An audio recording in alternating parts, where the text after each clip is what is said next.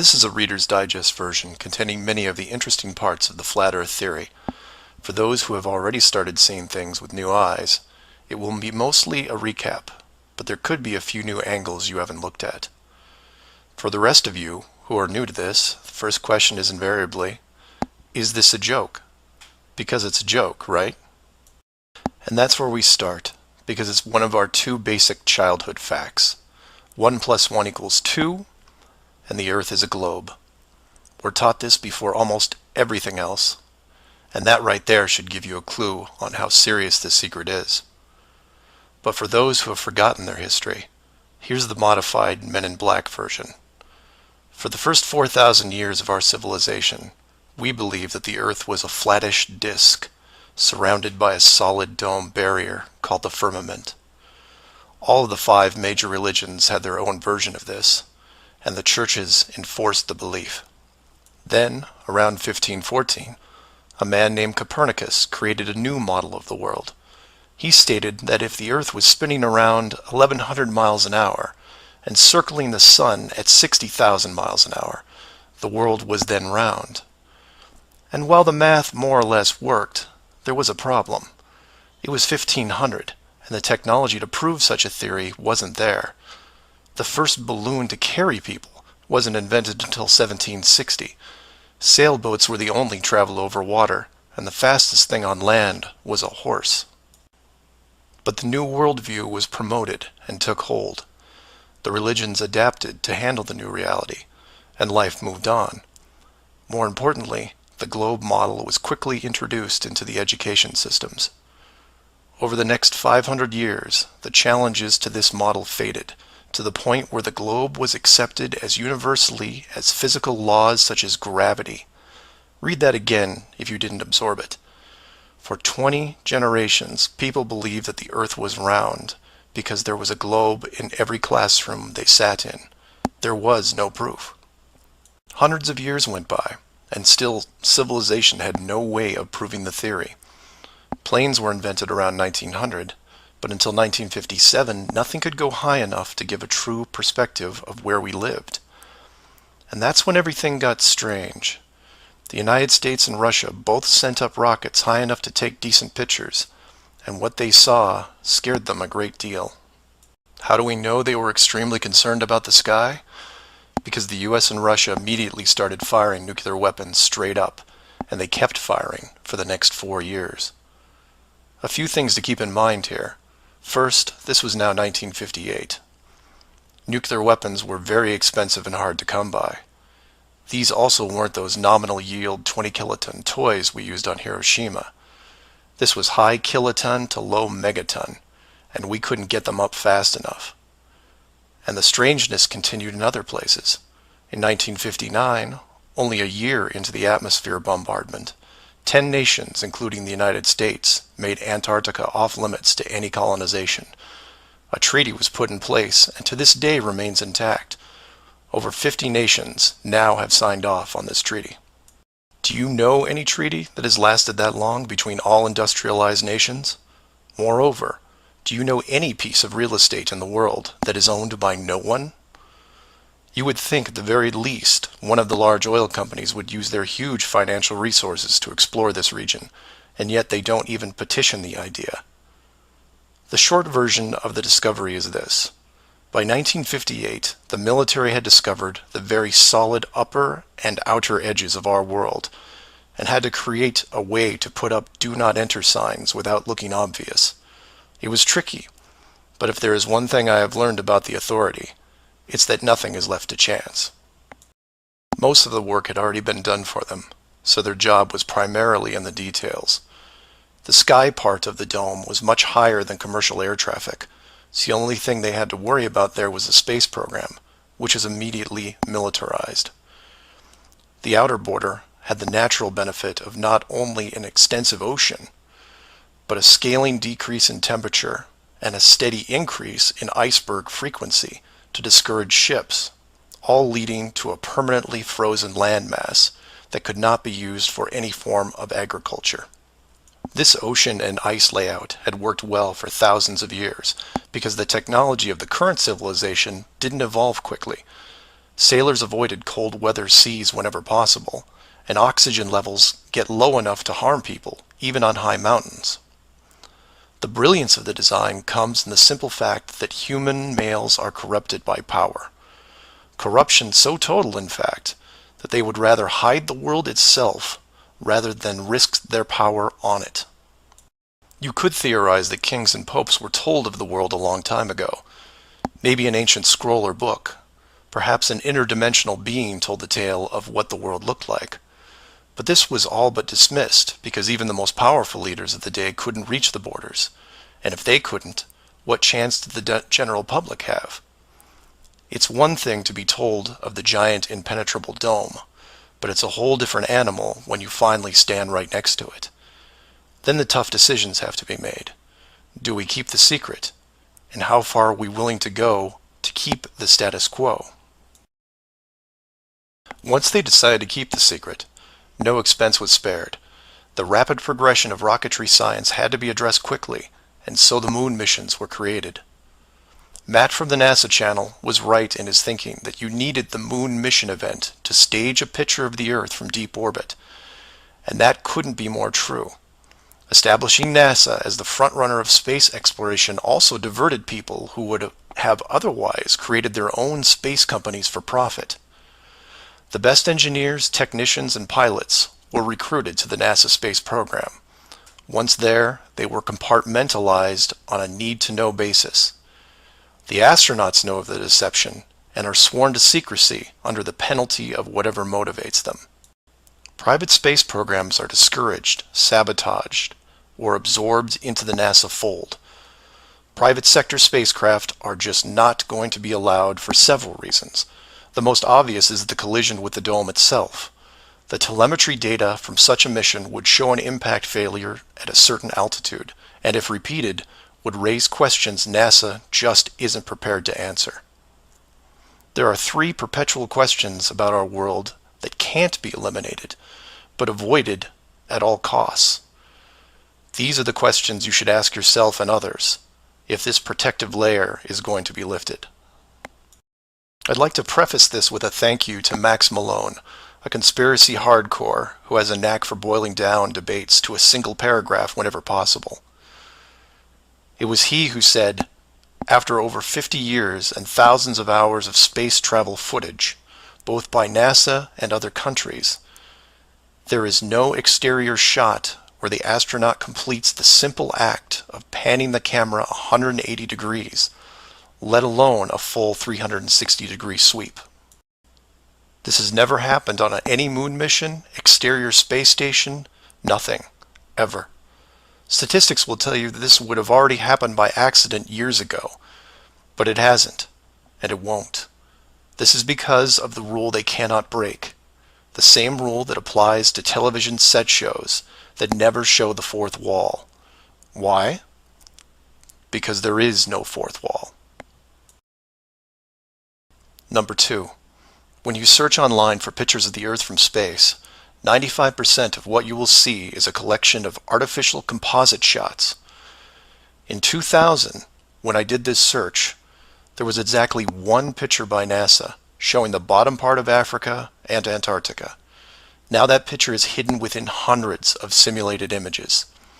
There are HD cameras everywhere, and no one is taking a shot of the Earth, because you can't get enough altitude to do it. Number 3. The commercial air travel routes for the southern hemisphere are wrong. This is an easy thing you can check out in 60 seconds.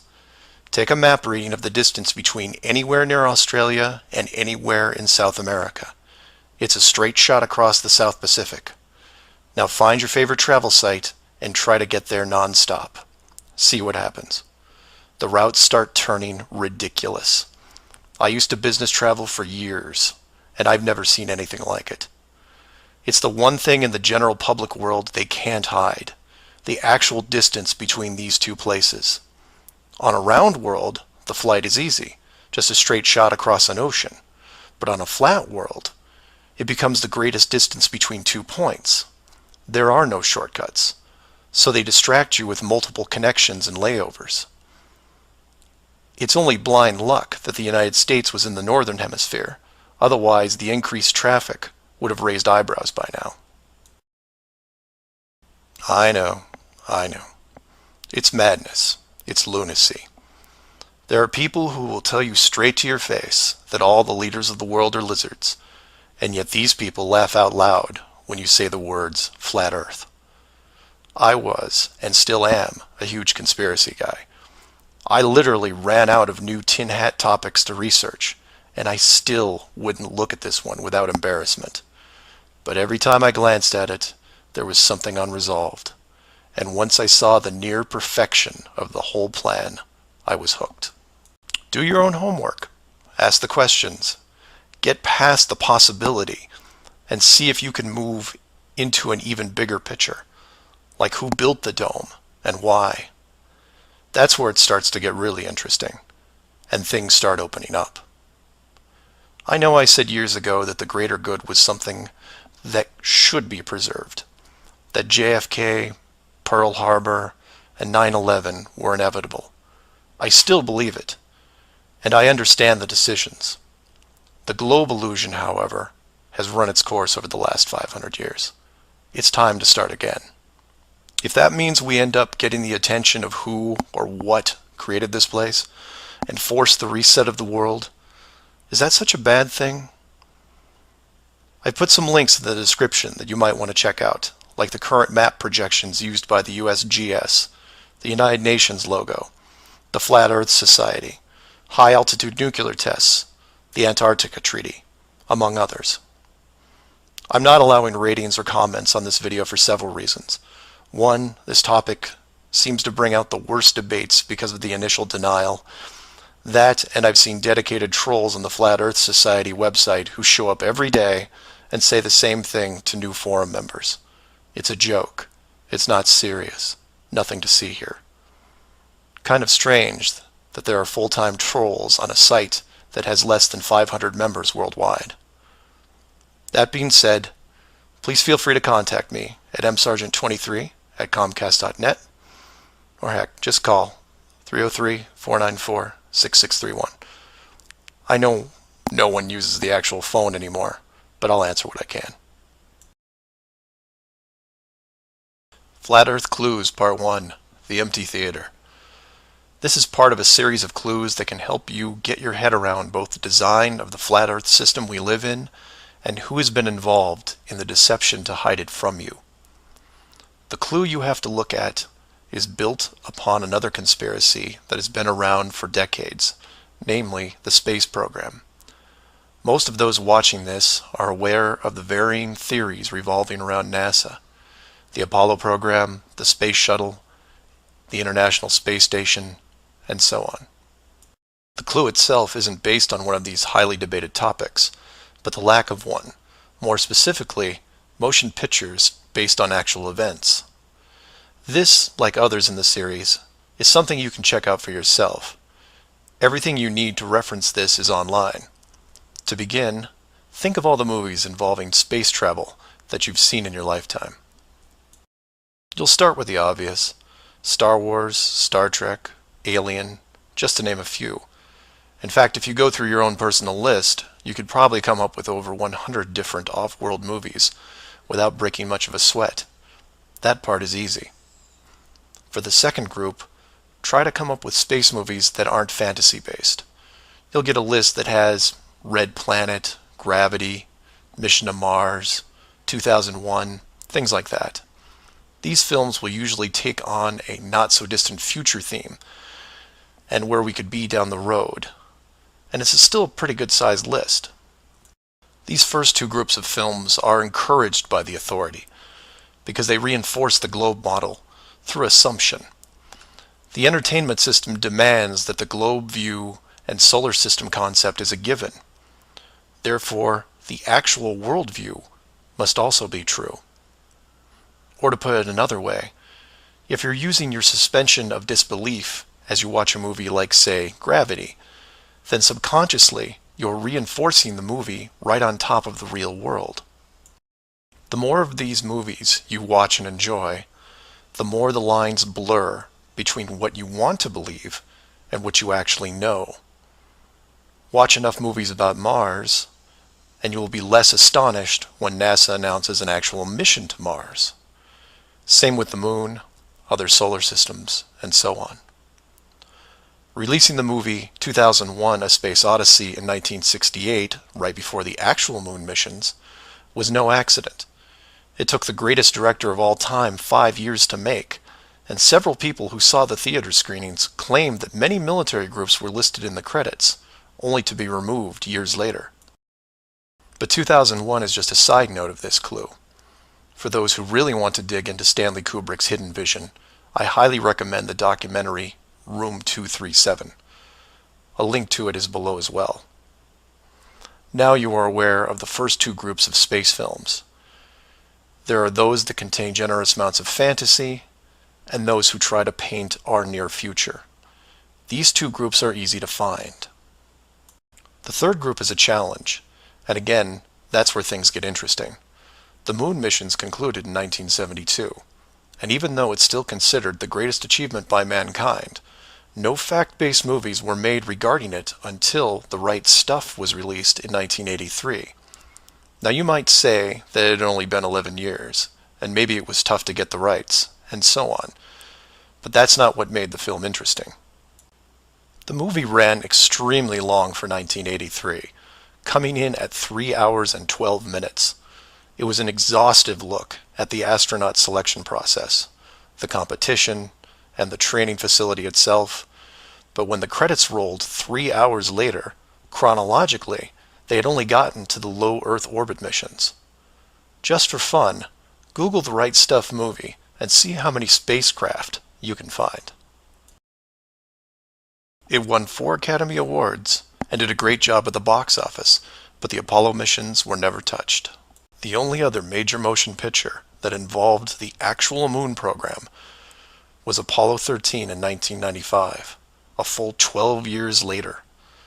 Apollo 13 only covered a single moon orbit and no landing or close-up reference to the previous missions below them. And after 1995, that was it. Nothing. Hollywood is known for leaving no stone unturned, with reboots and sequels to nearly everything. Yet in almost 60 years, there has never been a single moon mission movie based on actual events. Hundreds of science fiction films reference in it. Everything from Superman to the Transformers. But literally nothing that covers the moon's surface.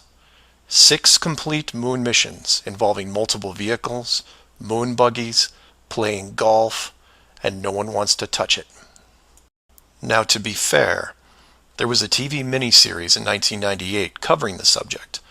It was produced by Tom Hanks, who got involved after starring in Apollo 13. There has been no professional production of any kind since then. Again, just for fun, Google From Earth to the Moon TV series and see what you find. The why is easy, and the clue revealed. If Hollywood makes a movie about the moon landings, and it's indistinguishable from the real thing, then how do you know which is real? It raises some subtle questions involving stage technique and how long they've been in place. If Hollywood could fake it now, then when did they first have the ability? There is one other movie which stands out, and I mention it because I can't believe it ever got made, is Capricorn 1. The film's plot involved the faking of a Mars mission and how it could be accomplished. In short, it's part of the Conspiracy World Bible. I highly recommend it, and the link is below. To summarize, all space movies are encouraged by the authority, except for the ones that are based on actual accounts. Those are not allowed. The moon program has been buried in entertainment because the moon cannot be reached. It's either outside the barrier or just a highly rendered image, like any planet you see when entering a video game. The world is flat, and this is just one clue. So do some of your own research and ask questions. Please feel free to email me at msargent23@comcast.net or 303-494-6631. Flat Earth Clues, Part 2, The Bird Wall. This is part of a series of clues that can help you get your head around both the design of the flat Earth system we live in and who has been involved in the deception to hide it from you. This clue revolves around one of the most remarkable men you may have never heard of, Richard E. Byrd, and his relationship with Antarctica and the secretive missions he carried out there until his dying day. Some of you have followed the legend of Richard Byrd through the hollow Earth theory. We aren't going to be covering any hollow Earth in this video, but instead focus on the man and his involvement with the South Pole. The Reader's Digest version of Richard Byrd is as follows. Born in 1888, he became an American naval officer who specialized in feats of exploration. He was a pioneering American aviator, Medal of Honor winner, polar explorer, aircraft navigator, expedition leader in the worst environments in the world, and the youngest admiral in the history of the Navy. In addition, his list of awards takes up several pages in Wikipedia, including 3 ticker tape parades in his honor. In short, he was Indiana Jones on steroids. Some people will say that Roy Chapman Andrews was the real Indiana Jones, and you might be right. But Richard Byrd beat Indy 6 days a week and twice on Sunday. I mention all his accolades to paint a picture of credibility and trust. The governments of the United States and the world trusted his judgment and leadership, and took advantage of every chance they had to put him in charge of special missions. The first large-scale mission was an expedition to Antarctica in 1928. This was noteworthy because even though he had just flown over the North Pole in 1926, all expeditions from 1928 on were focused on the South. The expedition lasted 2 years, and during it, at the age of 41, he was promoted to admiral. His second Antarctic expedition ran from 1933 to 1935, and his third from 39 to 40. While in Antarctica, he was also an advisor for other countries who had their own expeditions, including England, France, Germany, and building off previous countries' expeditions from Belgium, Japan, and Sweden. He then helped lead U.S. Navy fleet operations in World War II, was present during the Japanese surrender in 1945, but then something strange happened. He went back to Antarctica. Now, some of you aren't surprised because he'd been there since 1928, and I agree with you. It's the how that's interesting here. His fourth trip to Antarctica wasn't an expedition. It was a military operation called Operation High Jump. Commanding an entire aircraft carrier group that included 13 support ships, Admiral Byrd led 4,700 men to the South Pole, for reasons that are still shrouded to this day. Some say they were chasing the remaining Nazi fleet, even though Germany had surrendered a full year earlier. Others say there was a Nazi base established in Antarctica during the war, when Admiral Byrd was absent. None of these theories are important for this video. What we do know is that the U.S. had sent an excessively large military force to the ice, all under the guise of peaceful intentions. During this operation, Admiral Byrd told a Chile newspaper this: "The most important result of his observations and discoveries is the potential effect that they have in relation to the security of the United States.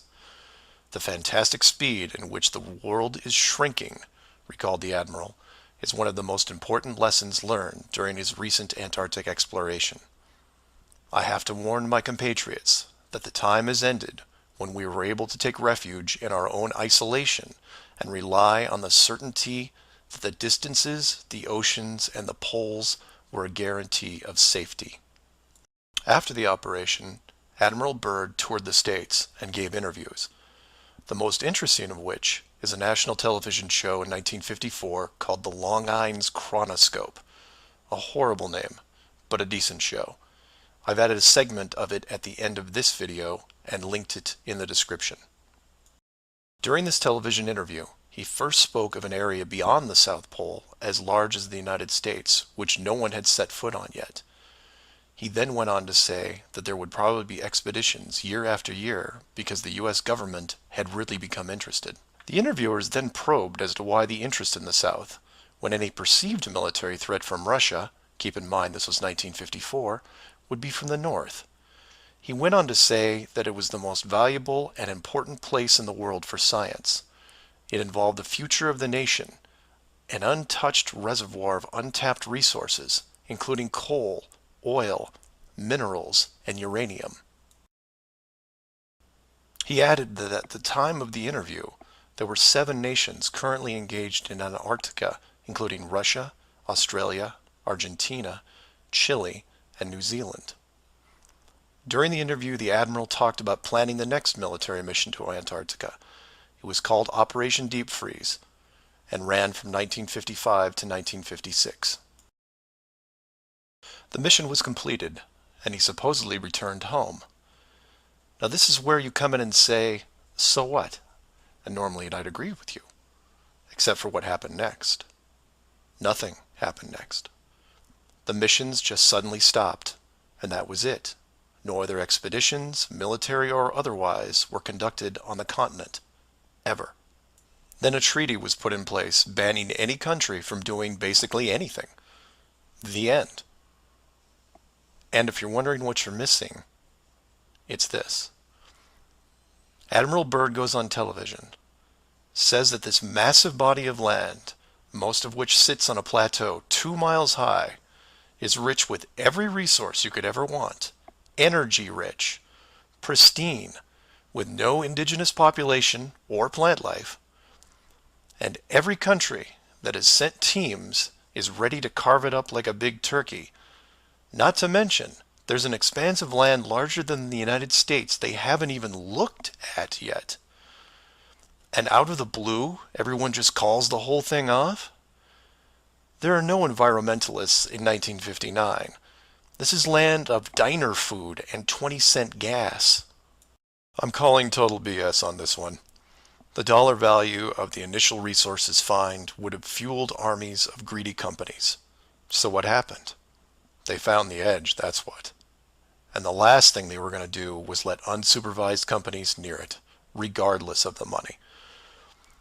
Even if it was hundreds of miles away, you couldn't allow resource corporations even into a safe area, and then years down the road as they expanded, tell them, oh, sorry, you can't go beyond this point. When the companies would ask why, what would you tell them? And now the interior of Antarctica is off limits, with no revisions until the year 2041. You can take tours of the outer islands, but there is a hidden line, enforced by the military, that you will not be able to cross. Because the interior is actually the exterior edge. It's there, it's hidden, and it's protected. The Earth you live on is flat. So do some of your own research and ask questions. Please feel free to email me at msargent23@comcast.net or 303-494-6631. Our very distinguished guest for this evening is Admiral Richard E. Byrd. The North Pole used to be a no man's land, but these are the days when, by buying a ticket on a commercial airliner, you can fly across the North Pole and drink a cocktail at the same time. Yet only 70 or more years ago, about 35 years ago, our guest tonight found out whether there was any land north of the North American continent. He made that first discovery flight, and I must say that Admiral Byrd, our guest tonight, is not only our greatest living explorer, but he's been an inspiration to countless Americans. Admiral Byrd, you've been to both the North Pole and the South Pole. Is there any unexplored land left on this Earth that might appeal to adventurous young Americans? Yes, there is. And not up around the North Pole, because it's getting crowded up there now, because they find out it's really usable, not only to live in, but militarily. But strangely enough, there's left in the world today an area as big as the United States that's never been seen by a human being. And that's beyond the pole on the other side of the South Pole from Middle America. And I think it's quite astonishing that there should be an area as big as that unexplored. This is a tremendous So challenge. there's a lot of adventure left down at the bottom of the world. Admiral, an expedition to which I believe you're the advisor is now en route. What is that expedition doing? Well, that's the icebreaker Atka. And it's a reconnaissance expedition is going down to the South Pole area to make certain observations and to look for some bases. They will be back in April, and they will report back, and upon the information we get from that undertaking, we will base the bigger expedition that's to follow. Is that very definitely planned, or is that... That is being planned right now. So I'm willing to say to you that there will be a number of expeditions that will follow, I think, year after year, at the bottom of the world, because the government has really become interested. Well, Admiral Byrd, I can understand, I think everybody can, the interest in the North Pole because it's so near our greatest challenger, Soviet Russia. But why this interest in the bottom of the world? Nobody living down there, is there? No, it's pretty cold. There's only one permanent resident, that's the emperor penguin. The little ones live further north. I tell you one reason they're interested. It's by far the most valuable, important place left in the world for science. That's why the scientific groups all over the nation are really interested. But more important than that, it has to do with the future of the nation, those to come after us, or even during your lifetime, because it happens to be an untouched reservoir of natural resources. And you know, as the world shrinks with an ever-increasing acceleration, far-flung places once useless, like we thought the North Pole was, and no man's land, become very useful. The bottom of the world will be important, not only to us, but to our allies. I was going to ask you, does it have military importance? It has some, and as the world shrinks, it will continue to shrink with an ever-increasing acceleration, thus bringing these places closer. And in the future, I can see a time when it will be very, very important strategically. Well, has the development of air power increased the strategic importance of places like the very much Parma so. Peninsula, was it? Very much so. Even now, if anything happened and we lost the Panama Canal, we would have to control the islands just north of Antarctica, which are part of Antarctica. Then between there and Cape... Admiral, you speak of the resources of Antarctica. What are they? What are the natural resources there? Well, we've found enough of coal within 180 miles of the South Pole in a great ridge of mountains. It's not covered with snow, enough to supply the whole world for quite a while. Well, that's the coal. Now, there's evidence of many other minerals. We are pretty sure there's oil. Now, that coal shows the bottom of the world. Now, by far the coldest spot in the world. Where that coal is gets 100 below zero in the winter. well, It was once tropical. So we think there's oil there, and there's evidence, probably uranium there. is it any secret? Is there uranium there? That would be the only thing that would be practical to actually go after, I suppose. Everything else would be economically unfeasible, wouldn't it? Well, as we recklessly expend our resources, the time will come when we'll have to go after that stuff down there. Well, you know, I avoided what you said about uranium. I'm not sure about that. I don't want to have the world fight over the Antarctic. Admiral, is there a competition among other nations to try to get information about Antarctica and possibly to secure some of these resources? Well, yes. There are now 7 nations very much interested. Russia is interested tremendously. That I'm sure of. Australia has an expedition down there. The Argentine, the Chile, New Zealand, Britain, and so on. Now, you can understand those people down there being interested because they live down there, the New Zealanders, the Argentinians, the Chileans, and the Australians. And so we don't do much about claiming anything. Admiral, you make us sound a little crowded. Are there that many expeditions now there or en route there? Well, you know, as I said, it's the most peaceful place in the world, but I don't think it will be for long because of this intense interest on the part of other nations and this nation. Flat Earth Clues, Part 3, The Map Makers. This is part of a series of clues that can help you get your head around both the design of the flat Earth system we live in and who has been involved in the deception to hide it from you. This clue looks into the USGS, otherwise known as the map makers of the world, and a few surprising things that they and others have in common with the flat Earth idea. All the reference links are provided in the description below, and I encourage you to check them out. For those of you outside the United States, USGS stands for United States Geological Survey, a scientific branch of the U.S. government. Formed in 1879, and with the help of the ever-expanding American Empire, they quickly became the premier map makers of the known world. Currently, they have around 9,000 employees and an annual budget of over $1 billion a year. They also have extensive science departments covering biology, geography, geology, hydrology, and many programs tied to them. Their motto since the 1990s has been "Science for a Changing World," and I'm going to show you how true that really is. What does this large, really boring government group have to do with the flat Earth? To understand that, you have to look into their origins, which is in geography. To do this, you'll need to open another page that specializes in maps. The maps you see in this video are from Wikipedia, but there are others you can reference as well. The wiki list of map projections isn't much to look at as a whole, although there are a number of interesting takes on the world view. Not only do they have just about every perspective when it comes to the land we live on, but some detailed information on where the map originated, including name type, the origin or creator, and the year the map perspective was proposed. Now, some of these will be very familiar, especially the ones that you would see on your classroom wall. There are a number of variations here, but the one that has been debated on recently would be this one, the Gauls-Peters, which accurately shows the size difference between the continents, the most obvious clue being that the white continent of Greenland is actually tiny compared to Africa. But I digress.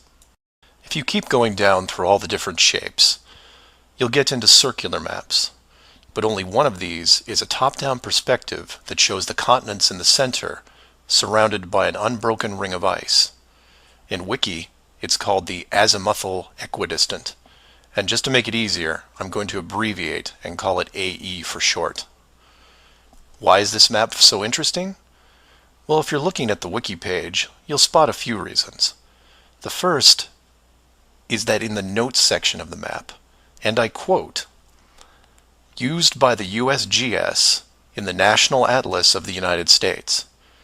It also mentions that it is used as the emblem of the United Nations.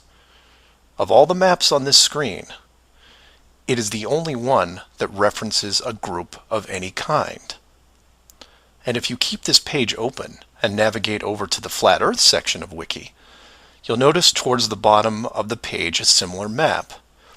I've referenced it here, and you can tell quite easily it's identical, but not referenced or linked as the AE model. To make things even more strange, we go back to the USGS model, and you see that it was first proposed 1,000 years ago, and you may think, well, that's a bad link.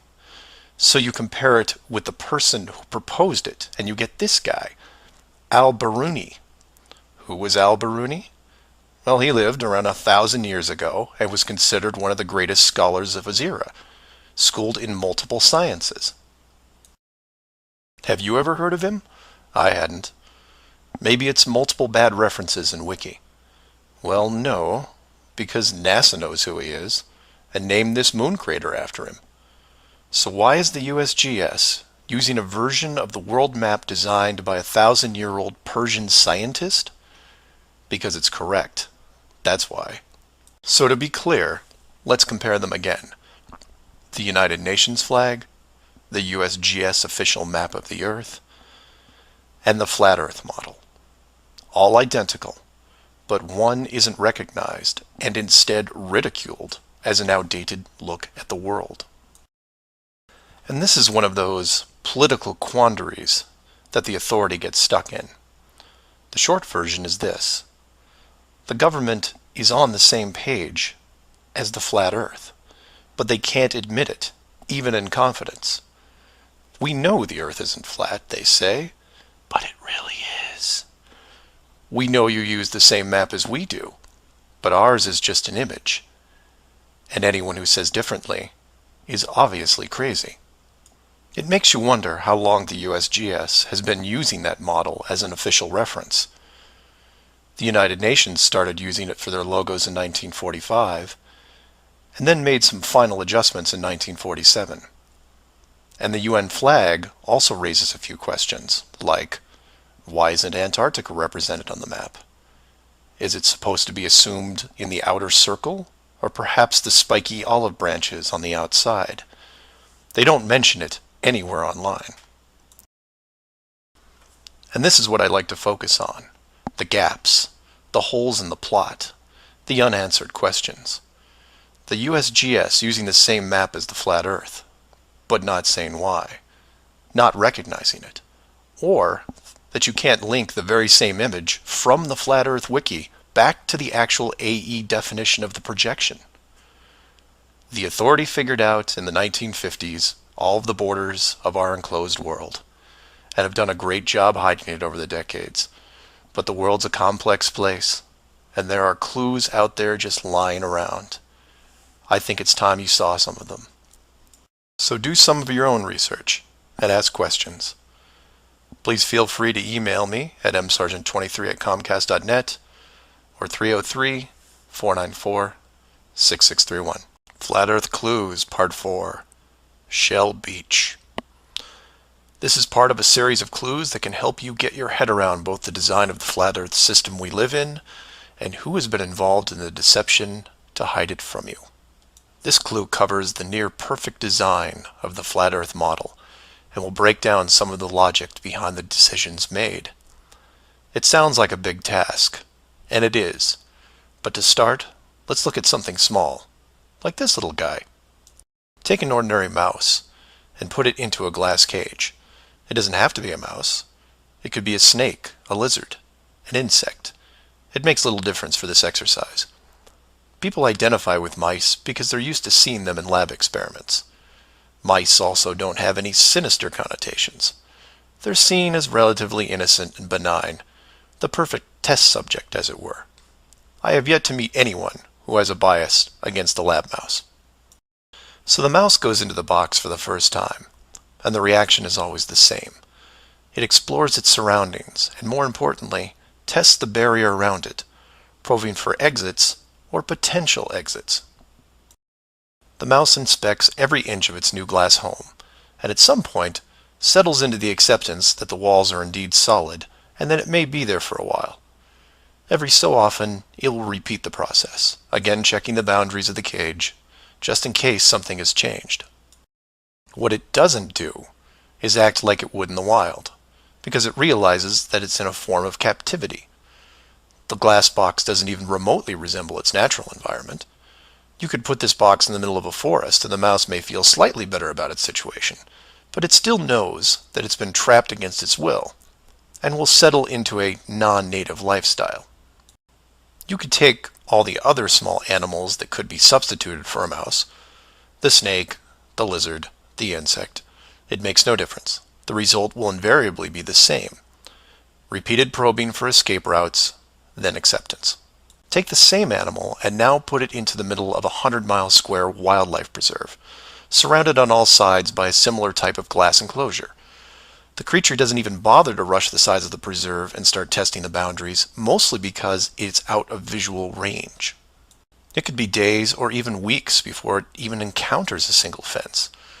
The animal's routine is spent doing what it normally would do. It eats, it sleeps, it breeds.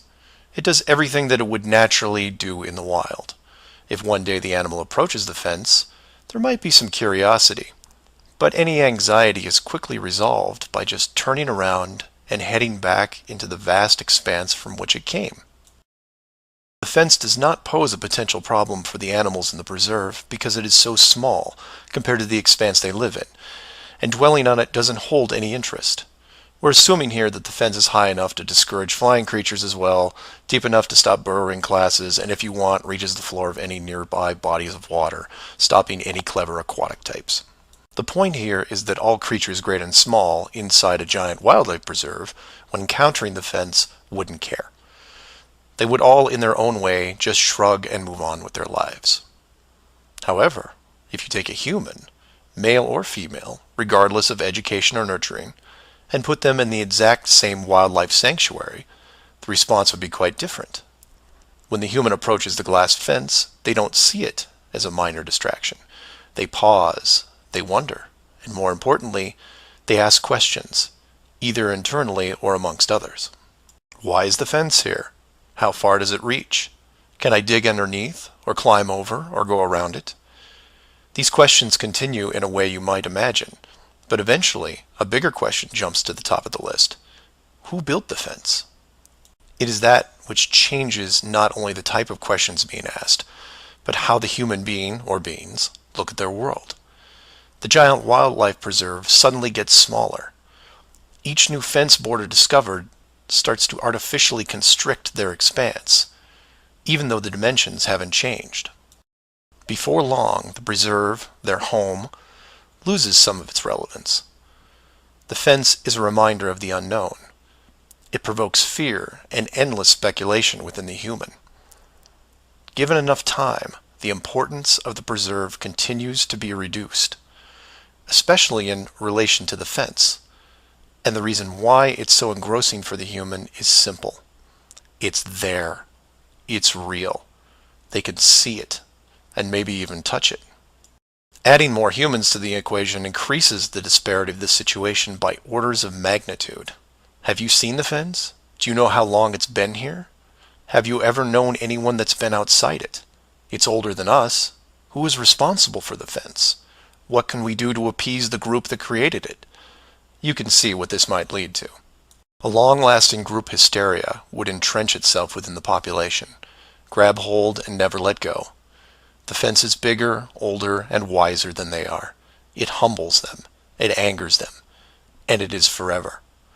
It is their proof of a higher power. Maybe not God, but certainly God-like. No civilization, regardless of technology, discipline, or age, would be able to cope with the existence of it. For the human psyche, there are just too many questions that go unanswered. Life would never be able to progress normally. To summarize, a garden variety wildlife preserve would work for 99.99% of all the world's life forms. For human beings, however, you would need to make some modifications, or really just one big one. So let's take a look at a few examples of how this could be accomplished, and from there expand it. The first failed example can be seen in the 1998 movie Dark City. This is a good starting point to get you in the right mindset. The premise here is that an advanced race creates a small flat earth area, complete with a traditional dome. The design, however, is initially flawed in that they built the city all the way to the outer edge, leaving no room for error. To compensate for this, they altered the memories of the human population on a regular basis, therefore repressing any long-term investigations. However, in movies, there are always anomalies, like the police officer who realizes that even though he remembers visiting a place called Shell Beach, there is no way to reach it, because Shell Beach is outside of the flat world and never existed. He just keeps going around the circular city that has no exits. In the end, another man, the hero of the movie, makes it to the edge, steals the advanced race's power, and creates an ocean, which really should have been there in the first place. Move from there to a movie released only 4 months later called The Truman Show. Inevitably, all flat earthers have to take a hard look at this movie from a technical point of view. The movie follows the same lines as Dark City, but in a much more relatable premise, that of a giant television stage built so that the outside world can watch a person go through his life without any knowledge that he is living inside a flat world, surrounded by a physical dome. The movie is interesting on several levels, including construction. Using their existing model of a small town, bordered on one side by a large lagoon and wilderness, and the other a seemingly expansive ocean, while better than Dark City, still had its flaws. For one, it was less than 20 miles across, and even though Truman's desire to explore was repressed, there was still a chance that he would venture to the outer edge, which is where the movie ended. But for the most part, it worked. Truman believed the entire scenario because he was born into it, and then lived 30 plus years without any reason to doubt where he was, which could be said for any of us. If it wasn't for the, and we'll say movie mistakes, that the studio fell victim to, then the show would have never ended. And this then raises hypothetical scenarios like, how many kids like Truman could you have raised inside that dome? 10? 50?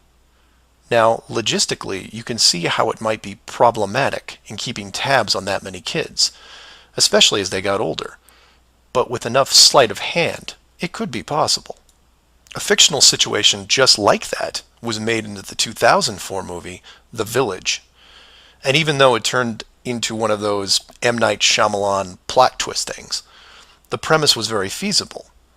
A wealthy group of idealists buy a large parcel of land in an existing wildlife preserve, create a small town from the 1800s, and raise children there.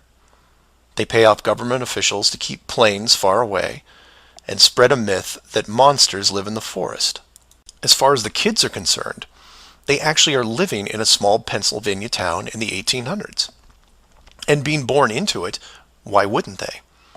If the story continued, eventually the elders that founded the town would all pass away, leaving the children to pass on the legacy, free from any burden of guilt that their world was not what it appeared to be. And keep in mind, this was done with very little land manipulation and no dome. This then circles back to how many actors the fictional Truman Show really needed to hire. Other than the leads who did product placement, the rest of the town could actually just live their lives like anyone else. Use phone lines to call outside, go to restaurants, watch television at home, and so on. But again, I digress. Assuming the technology was possible, how many people like Truman could you keep in a dome the size of, say, a state that was hundreds of miles across? Probably thousands. If you kept expanding the size of the dome to a few thousand miles, well, then you're talking millions. But when it gets that big, something interesting happens. You don't need the actors anymore. Start it up like The Village, and within just a few generations, everyone is oblivious. And you can leave them to their own devices. Starting to sound familiar? In fact, the larger you make the enclosed world, the less micromanaging needs to be done. It gets easier as it scales up. This brings us back to the missing modification you need for the human race. To keep the storylines consistent and remove all the hocus pocus of monsters in the woods or that you can't get to Shell Beach, you place in gradual negative reinforcement, one that creates an illusion of choice. Say, for example, that Truman went out in the sailboat the same as before, but this time the dome was twice the size and the simulated ocean far larger. How far would he travel before getting hungry, thirsty, or tired?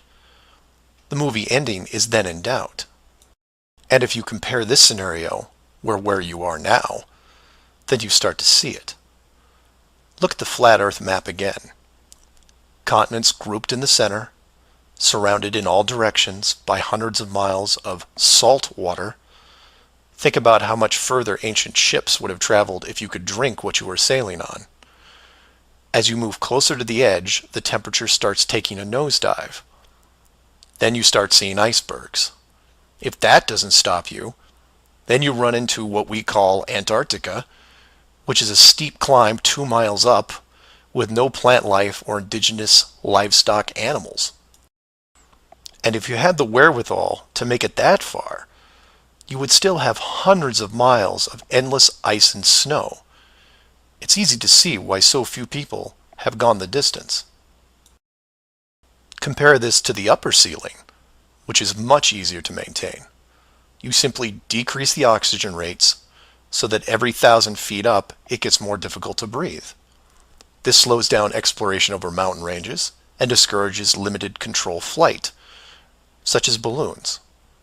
Also keep in mind that the dome itself doesn't have to be that high in relation to the outer ring. With commercial aircraft capping out at 10 miles and rockets less than 400, the dome would actually look more like a stadium roof, depending on how you wanted to display things like the sun, moon, and stars. An enclosed world with these type of safeguards would be able to sustain an unknowing population for, say, what, 4,500 years? Then you could artificially introduce a globe model into the scientific community before the civilization technology reaches a point that could lead to discovery. And 500 years later, here we are. A civilization inside an amazing structure, doing what we would naturally do, while the authority stands by the gate and fears the consequences if we ever found out for ourselves. So do some of your own research and ask questions. Please feel free to email me at msargent23@comcast.net or 303-494-6631. Flat Earth Clues Part 5, The Status Quo. This is part of a series of clues that can help you get your head around both the design of the flat Earth system we live in and who has been involved in the deception to hide it from you. This clue covers the inevitable and sometimes frustrating question of why the authority would go to all the trouble of hiding the flat Earth. My hope here is to show you different angles and a progression of events, all of which lead to a very changed world, both physically and mentally. To open, we have to go way back to when the world was a much more simple place. You had your 5 major religions, including Buddhism, Hinduism, Judaism, Islam, and Christianity. Each of these groups had their own version of what is known in Genesis as the firmament, or the flat circular world enclosed by a solid dome-like barrier from where the creator, or creators, looked on. I'm not going to explore all the subtle differences between the groups. Suffice it to say that it's interesting that despite their differences that led to acts of horrible violence between them, there was no real Earth model debate. So around 500 years ago, the science community, led by Copernicus, who probably had a little help, introduced what we now know as the heliocentric, or globe model of the world, which in turn changed the solar system, galaxy, and so on. The religions, seeing that this globe model was gaining popularity, feared a loss in the fan base, so they all adapted their religion to include the globe model. From their point of view, it was a small change from a circular to a globe world, and really, in a few generations, who would remember anyway? So the churches, mosques, temples wrapped up their flat earth model in a metaphoric soft cloth and put it in the drawer with the good silver for safekeeping. Remember this, because we'll come back to it later. And hundreds of years went by, with science promoting all the aspects of the globe, and the religions promoting their beliefs upon this globe. The world kept spinning, so to speak, and everyone was happy. Then in the early part of the 1900s, you get this pesky explorer named Richard Byrd.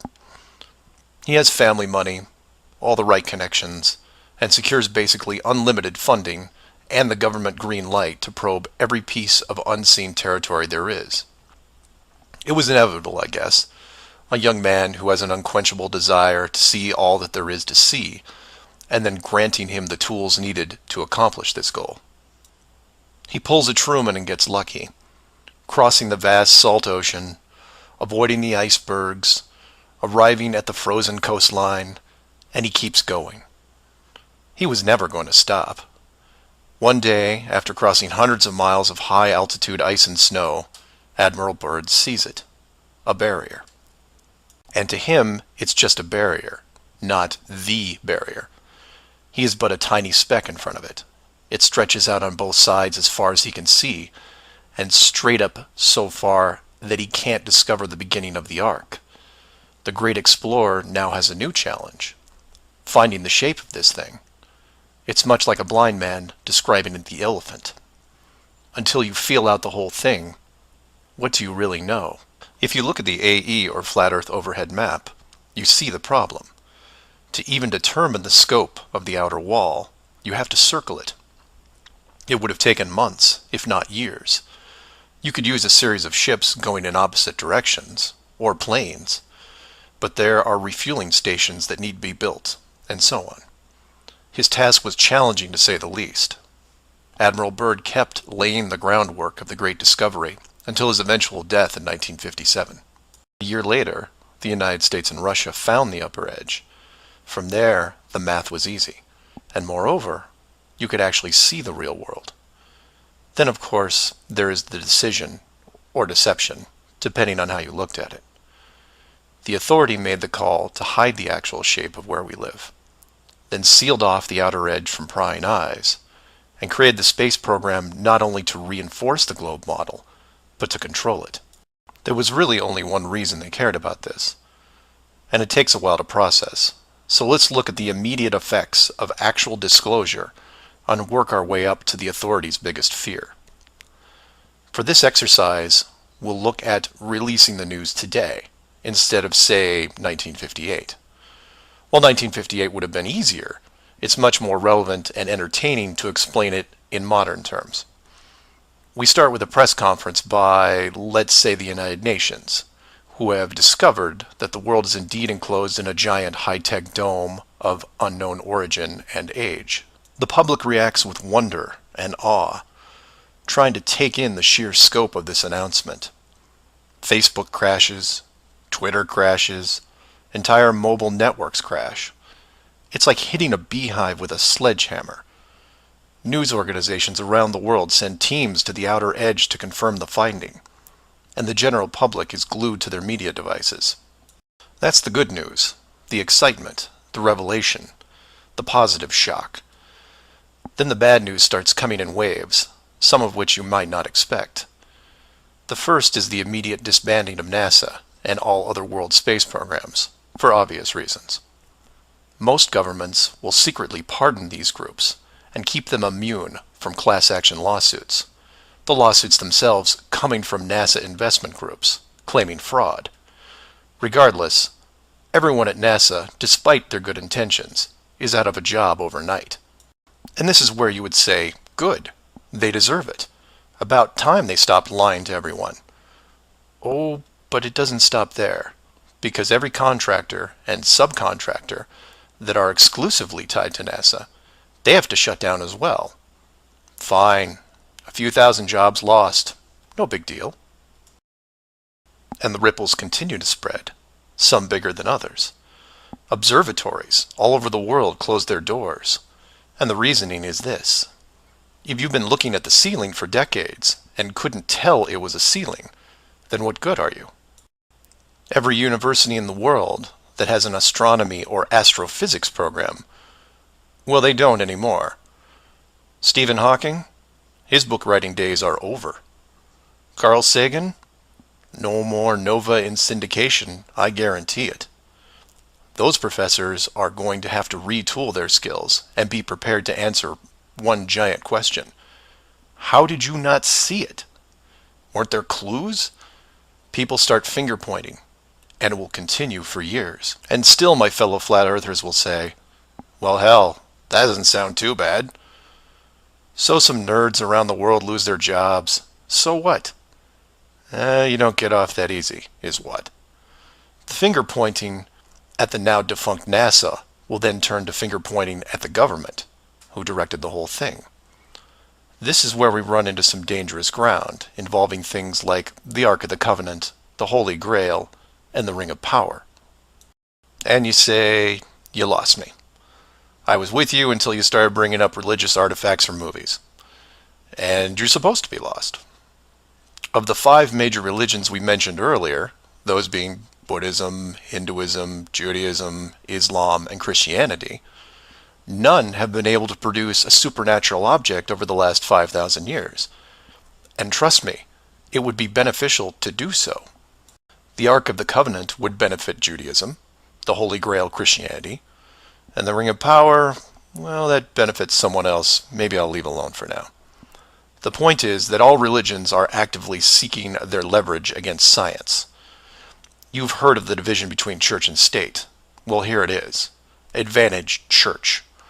The barrier becomes a giant religious symbol, and since it is backed by the Big Five, it also becomes universal. The big five then go into their drawer with the good silver and pull out this belief that was forgotten but not lost and say, we knew it all along, and science lied to us. Temporarily, all religions unite against science, who has been only moderately weakened by the removal of their astronomy and astrophysics divisions. But the public won't care, because they will listen to the group shouting the loudest, and no one yells louder than the church. They will scream with righteous fury that the dome was built by our God, your God, and the people will turn to science and hear nothing but crickets. And that's where the world changes, because in times of great stress, the public will want words, and while religion has no shortage of them, science simply is incapable of taking leaps of faith. I'll take a glass half full approach and say that anyone listening to this is probably an intelligent, rational person, one who can make informed decisions outside of the conventional doctrine. But for every one of you, there are hundreds, if not thousands, of mouth-breathing troglodytes who will not walk but run to the respective house of religion and say, you were right about this. What else can you teach me? This is what fills the current authority with pause. The unknown response to that question. Will religion take the high road and work with what remains of science to discover the truth? It's possible, I suppose. It's also possible that religion will combine this technologically advanced society with a revitalized and aggressive doctrine that then transforms daily life into something that makes the book 1984 seem like a Saturday morning cartoon show. I'm hoping that mankind will prove me wrong, but so far, that isn't the case. So do some of your own research and ask questions. Please feel free to email me at msargent23@comcast.net or 303-494-6631. Flat Earth Clues Part 6, Depth Perception. This is part of a series of clues that can help you get your head around both the design of the flat Earth system we live in and who has been involved in the deception to hide it from you. This clue looks into the inevitable design question below the surface, or more specifically, how thick the flat Earth design would need to be. To start, let's quickly recap the design features so far. A basic dome structure made up of advanced high-density material, thousands of miles wide, and at least 100 miles in height. The ceiling of said structure being projected upon by an ultra-high-definition system using super LED technology and a combination of 2D and 3D imaging to simulate all celestial bodies, including sun, moon, stars, and so on. This ceiling is then protected by a scaling decrease in temperature and oxygen levels to the point where human life isn't naturally sustainable above 4 miles. The lower surface of the dome structure consists of an organic layout of continents, grouped at the center, ensuring that no land bridge exists to the outer ring. This is then surrounded by hundreds of miles of salt water in order to limit sea travel. The salt oceans are then adjusted with a scaling decrease in temperature as the outer area is approached, to the point where salt water freezes, forming icebergs, further reducing sea travel. The outer ring is then elevated to a height of 10,000 feet, reducing oxygen levels, and a buffer zone of 300 miles is created. This zone is devoid of all life forms that could be used as food, further discouraging land travel. That all sounds pretty good, but we left out one thing: depth. Keeping human beings away from the ceiling is easy, because it requires higher technology. Protecting the outer ring is a little more difficult, but can be accomplished with layers of negative reinforcement. Protecting the actual common ground is a different challenge, because digging is basic. Everyone knows how to use a shovel, and most construction requires a generous amount of digging. In addition, natural resources such as coal, oil, minerals are harvested through large-scale digging operations. So it's safe to say that any human population is going to be digging a lot of holes, because it's easy and it's necessary to continue their way of life. That being said, how thick would you need to make the flat Earth model so that people didn't accidentally dig their way through? You could use the same method as the outside barrier and create a series of undesirable layers, ending in a solid barrier. But the ever-expanding increases in general population would create an unnecessary risk. If the bottom of the flat Earth was composed of, say, an unbreakable material, this would pique the digger's curiosity, and if repeated all over the world, would raise suspicions of design. While a solid barrier works at the end of a frozen wasteland where no one is venturing, or allowed, it doesn't do much if it's found in a mining quarry or someone's backyard. For that, you need something that hasn't been used up to this point: a scaling increase in temperature, all the way to an ignition flashpoint and then beyond. Now you will jump in and say, well, of course, we all know that there is molten rock below the surface. We see it in volcanoes and, well, volcanoes. Yes, you do. And we've all seen the cross-section diagram of the globe Earth, which shows ever brighter bands of molten structure and so on, which is why I included the wiki link in the description that covers the official view of the Earth's structure. And I quote, "Scientific understanding of the internal structure of the Earth is based on observations of rock in outcrop, samples brought to the surface from greater depths by volcanoes, analysis of seismic waves, measurements of gravitational and magnetic fields, and experiments with crystals at pressure and temperatures characteristic of the Earth's deep interior." In short, they have no clue on what's below them. None. In fact, the deepest holes ever drilled, which I've also linked in the description, only go down 8 miles. To repeat, no one has gone below 8 miles anywhere. And every drilling survey is the same: a scaling increase in temperature to the point where drill bits stop working. And you come back and say, but volcanoes. Yes, there are volcanoes, holes in the earth where molten rock is produced, under pressure, I might add. Certainly that can't be artificially created. No? We can melt rock right now. It's called a smelting plant. What do you think your car is made out of? Melted, reformed, and polished rock. We have the technology to do this. It all comes down to scale. Create a large set of furnaces at, say, 50 miles below the surface that can melt and pump molten rock. And you say, what would the furnaces be made out of? Oh, I don't know. How about the same dome material that can withstand nuclear weapons? So you take the molten rock, locate a few random access points on the surface, and the rest comes naturally. Volcanoes also reinforce the Earth structure model that the molten rock goes all the way to the core, which then in turn reinforces the globe model, and then we're back to where we are now. A smoldering globe flying through space at high speeds that from a design standpoint makes no sense. So how thick would the flat Earth model floor need to be? Oh, for common use, say less than 100 miles, similar to the ceiling in scale. Large heat generators placed in a pattern, a thin layer of molten rock 10 to 20 miles down, which is really just a geologic pipe system to help with the generation of terrain. And there you have it. An efficient way of discouraging all those digging humans from reaching too far, combining a physical barrier with a mental one. 8 miles down and you're going to tell me what the entire core looks like? Give me a break. So do some of your own research and ask questions.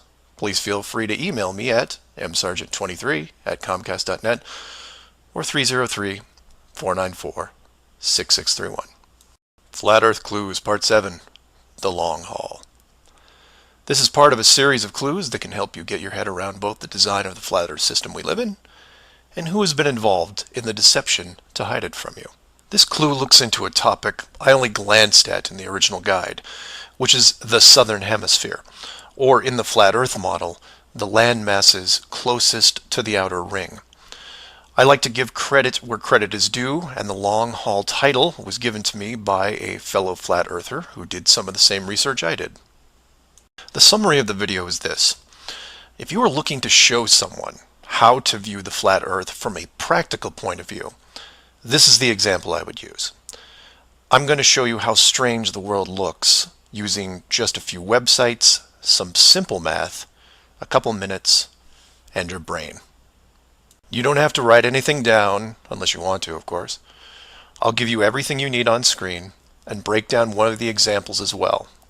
I'll also link the sites in the description for reference. First, here are some websites that help you calculate distance. The GPS on your phone already does this, and you may have an app as well, but here are some dedicated examples. Timeanddate.com, tripit.com, distancefrom2.net, worldatlas.com, freemaptools.com, and travelmath.com. If your favorite isn't listed here, like Google Maps, then use whatever is most familiar to you. Now we are going to look at two specific groups of cities. The first group is going to be from the area around Australia, including New Zealand. We'll call this Group 1. Group 1 includes Melbourne, Australia, Sydney, Australia, Perth, Australia, Auckland, New Zealand, Christchurch, New Zealand, and Hamilton, New Zealand. The second group is going to be some cities in South America, all in the southern hemisphere. I mention this because if you go high enough, you will run into a few cities that won't work. Group 2 includes Rio de Janeiro, Brazil, Sao Paulo, Brazil, Brasilia, Brazil, Buenos Aires, Argentina, Lima, Peru, and Santiago, Chile. Again, there is a link in the description with many other airports. Now, these two groups are interchangeable, as you would imagine, so you can start or end with either Group 1 or 2. The results will be the same, and just to make it interesting, I'll use a slightly different example, which a fellow flat earther did the legwork on, and show you that even these two groups aren't exclusive. So you take anything from Group 1 and anything from Group 2, and you get some distances, ranging from 6 to 8,000 miles roughly.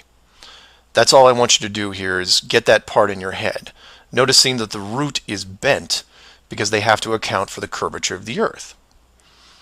All these directions are what you would expect, a straight shot over the South Pacific Ocean. Now, just to prove it's not an exclusive route, instead of starting in, say, Rio and landing in Auckland, I'll start what should be the opposite side, in Cape Town, South Africa, which is roughly the same distance on a globe Earth coming in at 7,300 miles. Notice on the map it's still a straight shot through the Indian Ocean and not crossing any countries, an easy route. I try to book my flight. For this example, we use TravelMath, but you can use whatever is easiest in your country, like Priceline, Expedia, Travelocity. It will make no difference because they're all tied to the same system. And this is when everything goes wrong. So the first leg, the airlines don't send me due east, but instead shoot me 4,700 miles almost due north to Dubai. Okay, maybe we're just picking up people. Seems a bit excessive, but I'll go with it. I'm probably comfortable in my seat drinking vodka tonics anyway.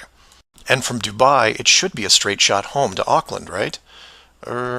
No. Now they send me southeast to Melbourne, a mere 7,300 miles. And then finally a third leg from Melbourne to Auckland coming in at around 1,600 miles. I'm rounding up or down to make the math easier. Regardless, the total miles for this flight is almost double what should be expected, coming in at 13,600 miles. In addition, the trip took me 37 hours. How long should it have taken? Well, in a 777, about 12. Now this is where you come in and say, well, it's probably an isolated incident, or some strange connection thing. You know how the airlines are. Oh no, my friends. We can do this all day. This roulette table is rigged, and there is no way to get a fair game. The first part of the clue is the utter lack of non-stop flights from anywhere in this hemisphere, which is why I gave you multiple cities in each group. And here's the plot hole for you.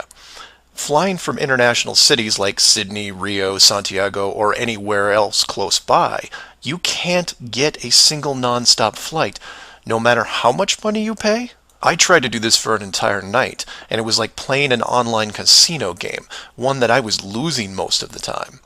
The connections kept coming in like spam windows. Start in Christchurch, go to Auckland. Start in Auckland, go to Sydney. Start in Sydney, go to Dubai or Los Angeles or somewhere else that makes no sense. Some of these connections took the trip over 50 hours to complete. Go ahead, try it yourself. You may find one nonstop. But even then, the strangeness doesn't end there, because the speed is wrong. For reference, I included an optimum cruising speed guide from a commercial pilots forum that lists all the international aircraft used in these routes.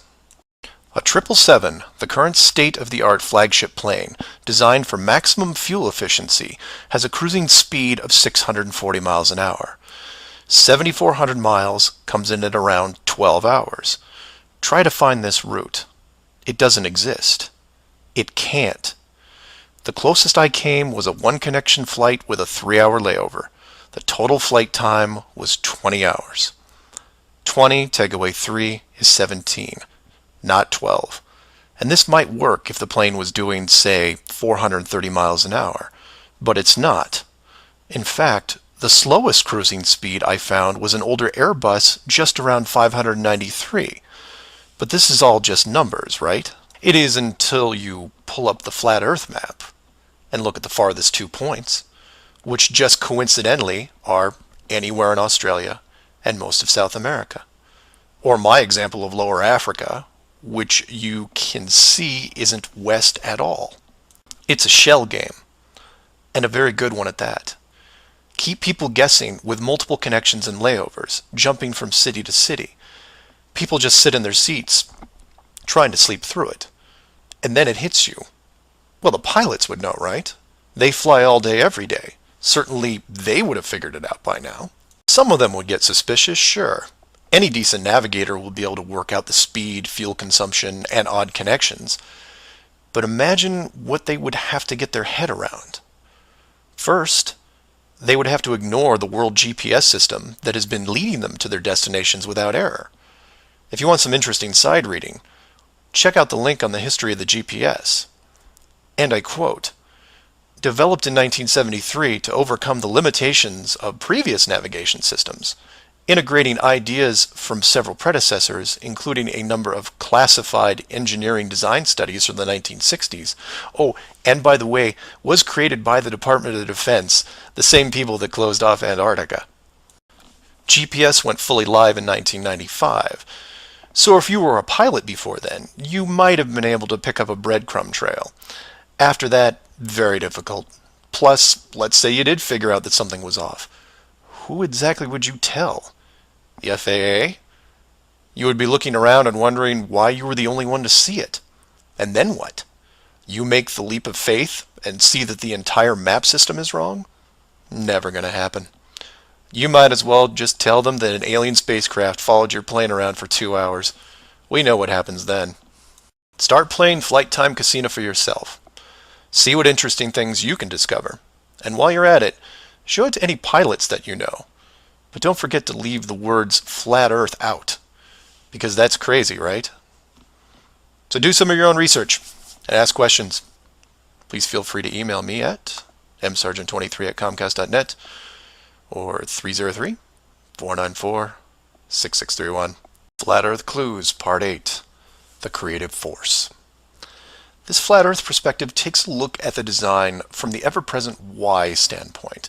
And although it will review some of the dome technical features already discussed, I'll try to do it from a different angle, or more specifically, why I might build it.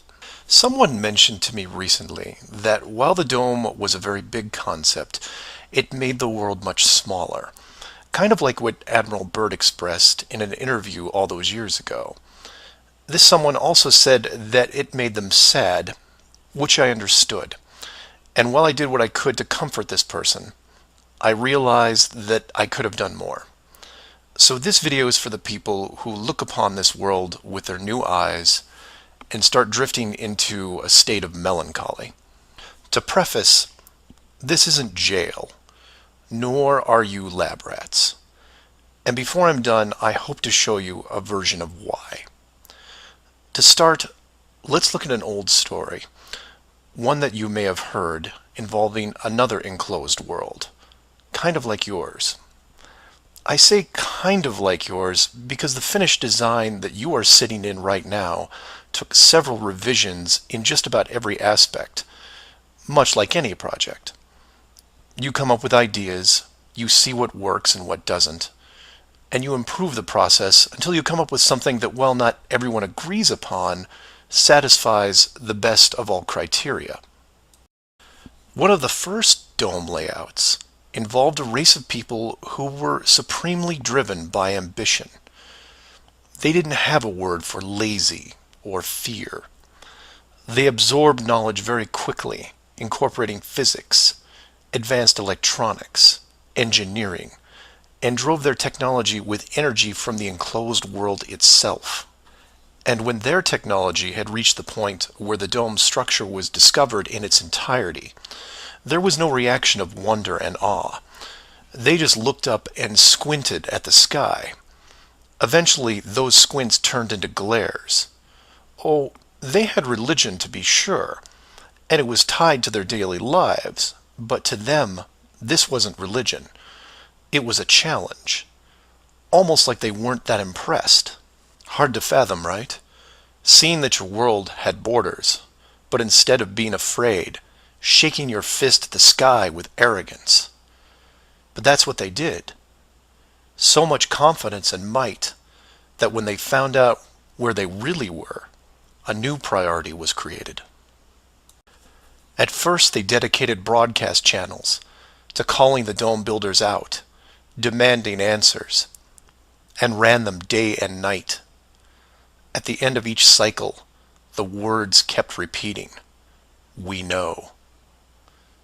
But arrogance ebbs at patience, and their demands were met with silence, which was taken as blatant dismissal. This fueled their ambition even more. The people withdrew all their efforts from breaching the outer barrier and formed a new plan. If the creators were not going to submit, then they would build a bridge and meet them at the gates. So a building was designed. But to call it a building was to call the pyramids a sand castle. It was the greatest structure ever conceived, at least to them. It was to be over 30 miles wide and hundreds of miles high, enough to reach the dome ceiling itself, where they would meet the builders face to face. They abandoned nature completely and pushed aside ecologic systems to accomplish their goal. They cannibalized entire mountain ranges, which they used to admire and love, to acquire the raw material for the awesome structure. The work crews built with flawless precision, and it was obvious that it was going to succeed. A bridge to the edge of the sky itself. The work would only pause long enough for the mighty armies below to look up and yell, "We come for you," so loudly that on a clear day you could actually feel the dome shake. And the creators, faced with their first great challenge, decided to start again. And the people were changed, their language fragmented so that the builders couldn't continue. The tower was dismantled, their technology removed and forgotten, and the people scattered. A new group was introduced to the dome, divided in every way imaginable, so that unity was next to impossible, and everything slowed down. Languages evolved and devolved into other dialects, and the languages produced text, which produced different forms of culture, and some amazing things began to happen, the most important of which was the arts. The dome builders saw the artistic pool develop into several distinct forms. Everything drawn in any medium on a flat surface. Everything molded that took on a three-dimensional shape. Everything that produced music. All things that make up the human form and motion. And all the written works. Pictures, sculptures, music, dance, literature, the arts. Driven by passion, it is the very essence of what is good in humanity. Once this was recognized, all dome methods put in place were to cultivate and enhance this process. Land masses were adjusted with geology and temperature to support every kind of terrain with Mountains, rivers, oceans, plains, forests, jungles, deserts, all of it stunning, all of it stimulating the human mind, nourishing it. And the modifications continued, with seemingly endless shades of weather. The sky was overhauled, a moon added, and layers upon layers upon layers of stars, so that one day, when the people were able to see further than their own eyes, there would still be something new to see. And the arts flourished, but there was a cost. The languages and division of cultures had put the population at odds, and wars were raging at regular intervals. The dome builders debated if the price was too high. Plans were drawn up to make more changes, until they noticed that the arts thrived even through the worst of conflicts, producing grace and beauty despite their burning world. It was wonderful and terrible at the same time, and the debate outside the barrier continued to intensify until a majority spoke out and said, "This world is a creative force, and we must see what it leads to. The barrier must be hidden at all costs."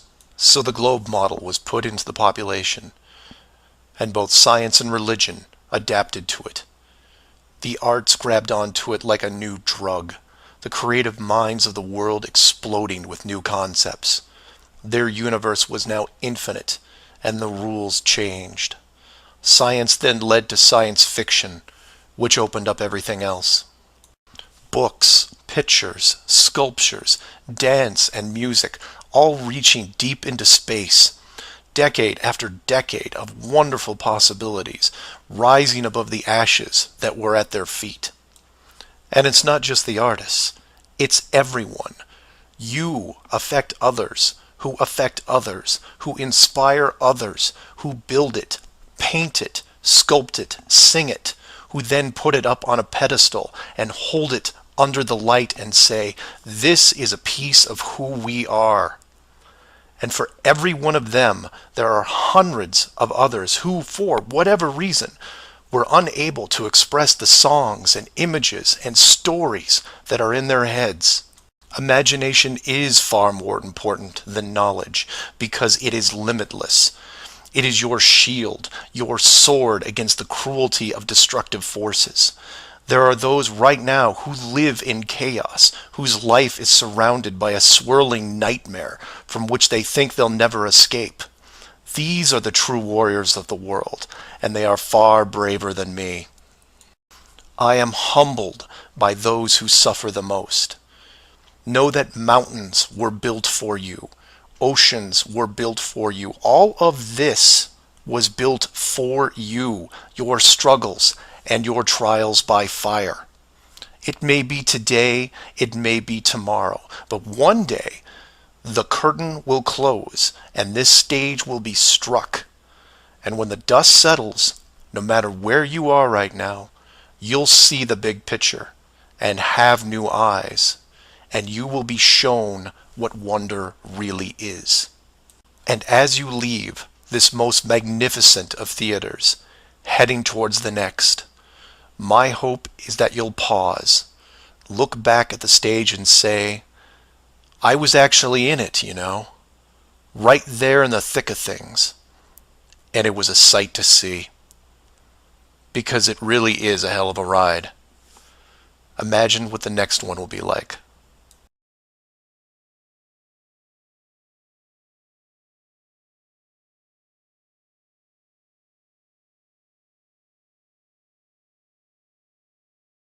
Earth Clues Part 9, The Magic Show.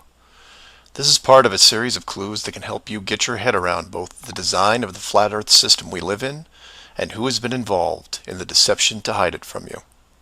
This flat Earth perspective initially started out as a problem-solving exercise that was going to be built into Clue 7, otherwise known as the Long Haul. But after some research and a little patience, it has evolved into something that warranted its own section, and is a perfect example of good things come to those who wait. So emails and phone calls have been coming in, almost all of them positive. several people from around the world commented on the southern plane routes. They said that while 95% of the long routes in that hemisphere were connections, which in itself raises red flags, there were a few pesky non-stops that seemed to contradict the overall logic. The question then posed to me was obviously, are they real flights? Could they be put there to throw the Flat Earth group off? If it was a trick, could I figure out what it was and how it was accomplished? I accepted the challenge and started my impression of Morgan Freeman as he went up against the Four Horsemen magician crew.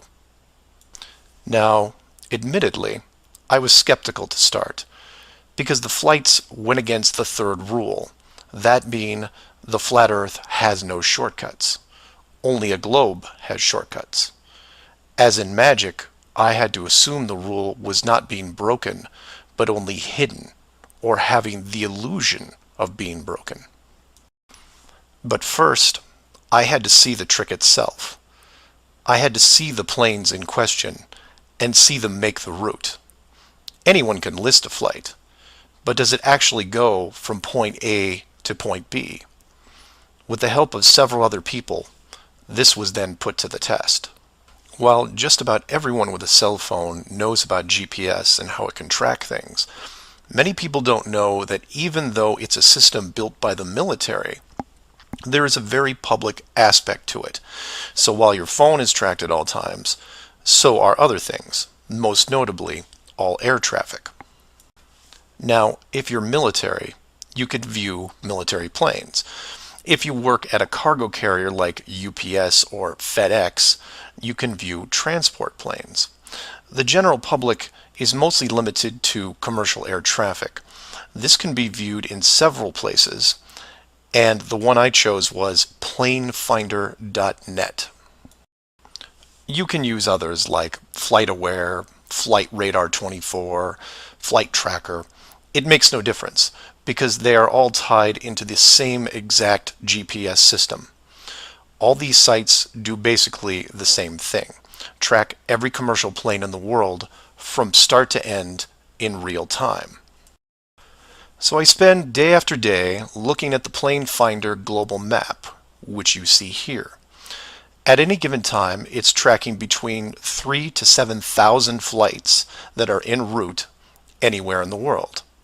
You'll notice two different colors for planes, red and yellow. Yellow just means there's a 5-minute delay in processing and only applies to the United States. The point here is, in order to prove out these flights that go against flat Earth theory, I need to watch a few as they cross either the South Pacific or Indian Oceans. The web page updates automatically, but just to be sure, I close and reopen the page every 30 minutes or so and wait for an ocean plane. And I wait, and I wait, and I wait some more. Hours pass, days pass, and no red planes to entertain me. And somewhere in this process of me just staring at these empty oceans, waiting for a plane to cross, something occurs to me. Can you guess what it is? Nothing is crossing these oceans. Not non-stops, connections, multiple connections, nothing.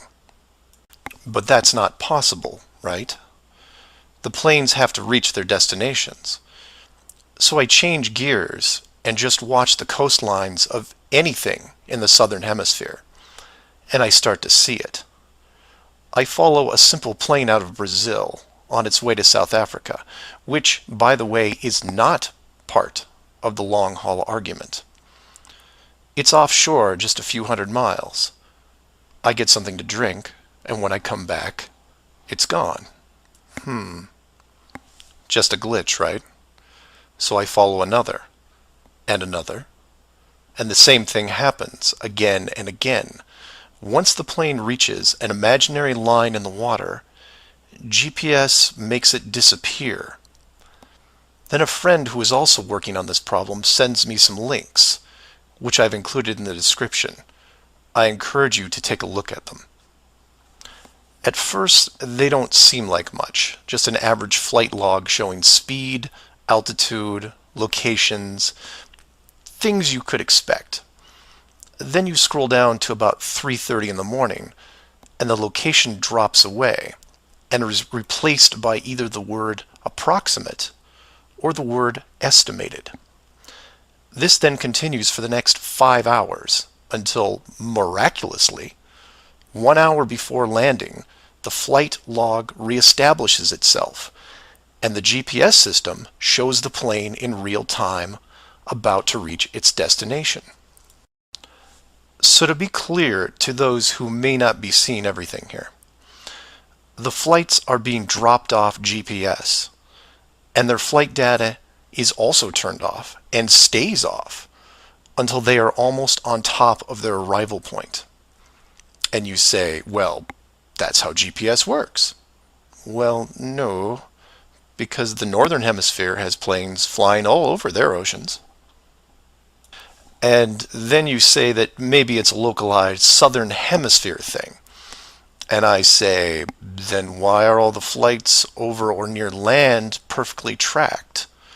Furthermore, this is a US-based system with Americans flying on vacation every single day. You're telling me that those people aren't going to be tracked? In addition, the Vanishing Plane Act is happening to not only the South Pacific and Indian Oceans, which I would expect, but also the South Atlantic, which isn't part of the flat Earth argument.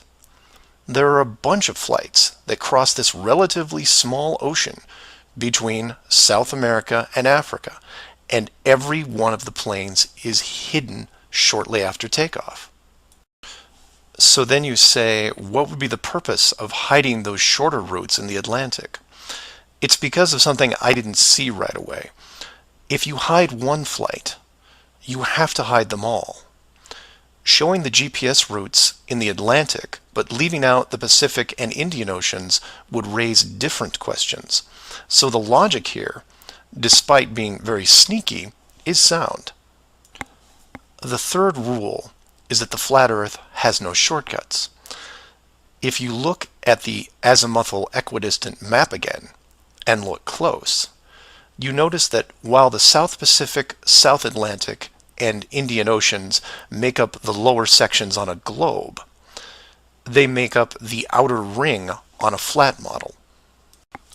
In that model, there is no shortcut between Australia and South America. If you are creating flight routes, you have only two choices. You take the long way around, clockwise or counterclockwise, and stay on the ocean. Or you cut across the land in the middle.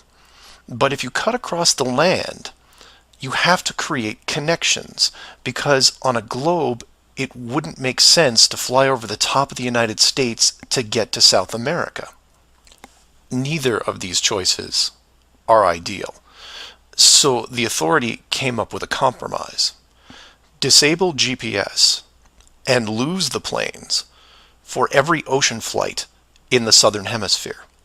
Then reactivate them once the destination is reached. This is just one of the lengths that they are willing to use to keep you from seeing it. Don't just hide some things, hide everything, so that maybe the topic isn't addressed. And some would come back and say, well, nice going. You just pointed out a flaw in their system, and sooner or later they will fix the gap. Maybe. But not soon, I think. Remember, this is a rule, not a guideline. They can't change the map, so they have to work within its limitations. If they have a better workaround, I can't wait to see it. So do your own research and ask questions. Oh, by the way, welcome to the Flat Earth, and enjoy your flight. Flat Earth Clues, Part 10, Hiding God. This is part of a series of clues that can help you get your head around both the design of the flat Earth system we live in and who has been involved in the deception to hide it from you. As you can tell from the title, I'm taking a different approach. Eventually, I was going to have to address the question of what happens next, or what we do now with the information at hand. If you've made it through the guide and the first 9 clues, then at this point you're either buying into the flat model or on the fence. If this is the first one you went to because of the title, I recommend you go back, because we're not going to do much in the way of reviewing. But if you're still with me, then you would agree that 1, the world you've been taught has been kept from you, and 2, one way or another, you would like to prove this out. So how is this possible? The authority in question who created what you call the globe is guarding all the gates. They protect the sky, the outer edge, and most importantly, the education system that shows us at an early age what they want us to see. Nobody listening to this has their own spaceship or advanced rocket program. Nobody actually owns a long-distance icebreaker. And while some of you may have a private plane, I wouldn't recommend testing a military barrier that technically doesn't exist. But then again, you have to remember that this is not the story of David and Goliath. The hidden world was never going to be sustainable forever. As a civilization evolves, the tools the authority uses as a method of control become more vulnerable. I've learned many things about systems over the years, and one thing that I find most interesting is as layers of strength increase, the higher the chance that they can be used to your advantage. But maybe I'm talking in riddles. I should be boiling it down to what can be done by showing you what's being hidden, what's important, and how it can be spread to others without looking like a crazy person. To be clear, and I can't stress this enough, do not start conversations with the word flat earth.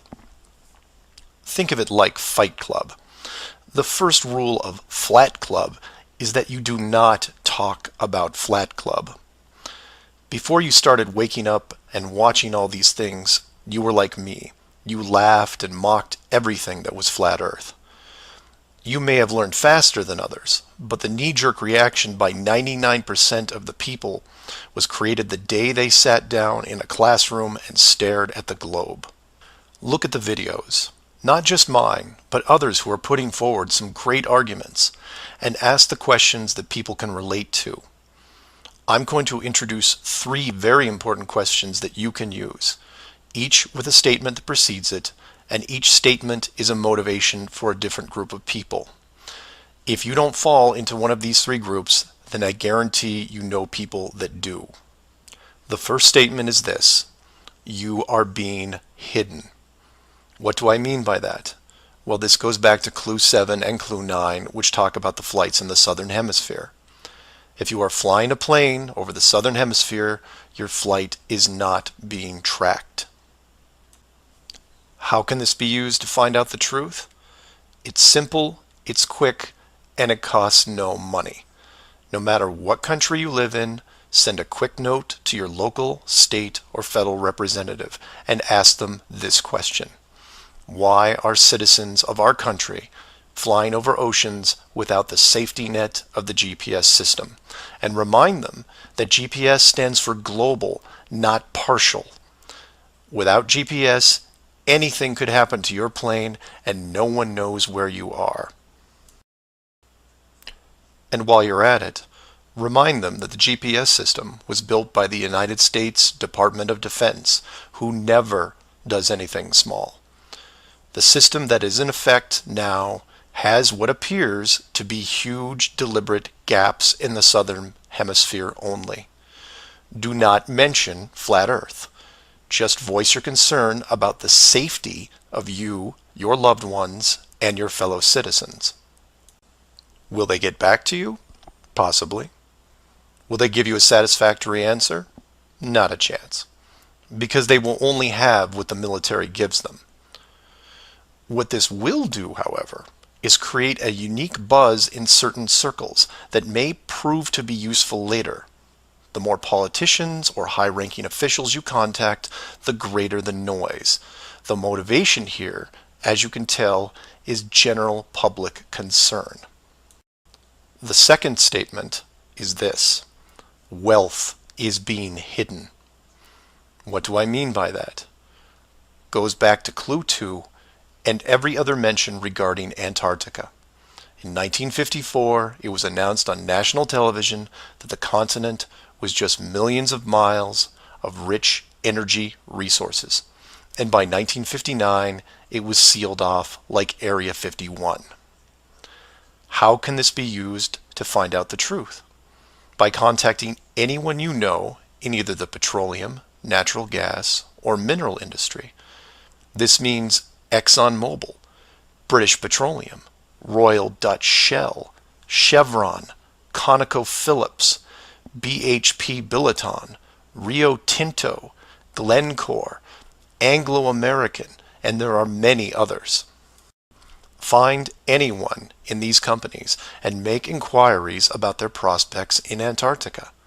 Send them the link to the Admiral Byrd interview and ask them why, if there are no environmental conflicts regarding oil, gas, or mining, why aren't they allowed to even petition the idea, even when the world's energy resources are dwindling more every day? Put the sound of money in their ear. They may not be able to break through the decades of red tape laid out in front of them, but it will create a buzz from a different side, the motivation of greed, and of pristine resources just begging to be harvested.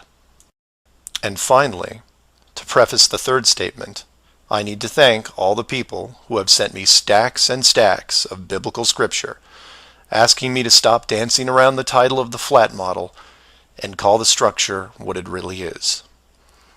And you know, they have a point. I have put myself at a distance because I want to reach people who are outside of religious faith and even outside of general conspiracies. But for all those spiritual groups who have contacted me, I can now, however, say with conviction that this third statement is this: they are hiding God. Despite what labels I put on the flat model structure, the oldest names are from the oldest texts, one of those being called the firmament. If the firmament was indeed discovered in 1956 and it was deliberately hidden, then the ruling authority not only hid the structure, but evidence of the builders. And by builders, I mean creators, and by that, I mean what people define as God. Hiding God could be considered one of the worst ideas of all time. And if you are a person of great or small faith, you have a vested interest in any evidence that would solidify and vindicate your years of dedicated service. If a structure was found that had, for all intents and purposes, the handprint of God on it, then the ruling authority has no right to keep it from you.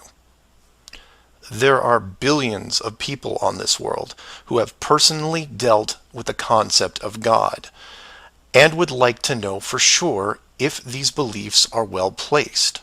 Or, in short, you want to know the meaning of life. It's out there, and it's been hidden from you. Your motivation is clear. Go to your church leaders, your congregation, and tell them science probably found evidence of God in 1956 and decided to keep it a secret. If you know people of religious power, send this up the ladder. Get the word out and see what comes back. Between these three statements and questions, people will talk to people who will talk with others and eventually reach someone who knows. This isn't a grassroots or groundswell movement that takes a long time, because the system that has been used to mold and control you these past years has been based on speed, and by that I mean real time. All it takes is a single video, a memorandum, one whistleblower, one key person, and everything changes, not in months or weeks or days, but hours. And in those hours, everything changes because of the speed. People all over the world wake up and look at the sky with new eyes, and things start to get better. One person, that's all it takes. One person to come forward and share what has been hidden for so long. Maybe someone who is tired of all the games. Maybe someone who has gone year after year burdened by such a heavy secret. Maybe you, who are listening right now, who is looking for a reason to come forward. This is it. And if you don't want to walk into the light and be the hero, I understand. But if you can't, for whatever reason, then be anonymous. Share the message and help us make this world better, because it can be better. For everyone else, give this person an opening. Give them the opportunity and give them the support they need to help reclaim what's left of our civilization, because we need it now more than ever. I will keep spreading the word for as long as I can, in hopes that everyone that hears it starts seeing things with new eyes. And I encourage each of you to do the same. And maybe one day we will learn to treat others better than we treat ourselves.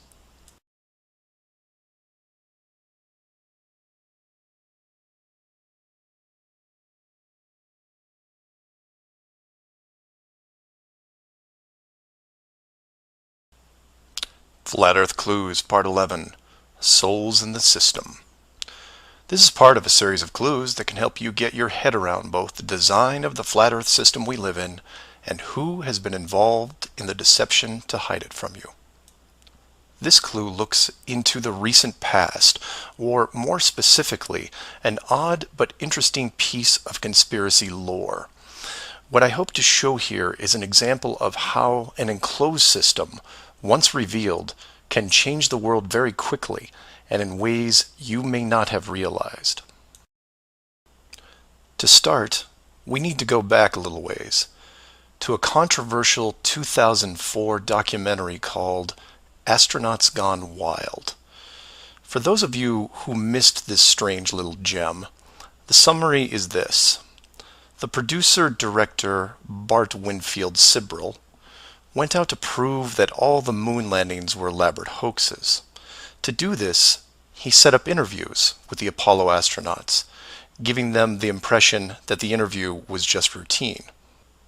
He then produced a Bible and asked each of the astronauts to swear on the book before the interview started. The interview was then supposed to be a series of detailed technical questions designed to trip up the astronauts. During the process, there was quite a bit of tension and some very uncomfortable moments, including one actual fist fight. Now, I'm not recommending that anyone actually go out and watch this hour-long documentary. For me, the astronauts have had to live with this guilt a long time, and leaving them alone seems like the humane thing to do. What interested me, and moreover what piqued my interest then, wasn't the unoriginal questions the reporter posed, but how the astronauts reacted to the Bible itself. None of the Apollo pilots would put their hand on it and swear that they went to the moon. In fact, most treated the book like it was made of plutonium. This puzzled me for years because it went against the basic rules of any cover-up, one of which is lie about everything. Now, the pilots of the Apollo program had done many interviews over the years, many televised, and had been going through their song and dance without really any instances of contention. So why not just go through the motions again? It is, after all, just a book, right? People lie under oath all the time. It's called perjury, and every country has an extensive system of laws and punishments to deal with it. These punishments don't seem to stop the people from committing perjury, and you can read about it almost every day. Furthermore, the astronauts were not in court. This was just a room, sometimes their own home. So swearing on the book would, for all intents and purposes, be meaningless. And this sat in the back of my head for years, because it didn't make sense. Why would astronauts, trained by a very large military science program, be afraid of just putting their hand on the book and just tell one more lie. Well, for them, it may have been more than just a book.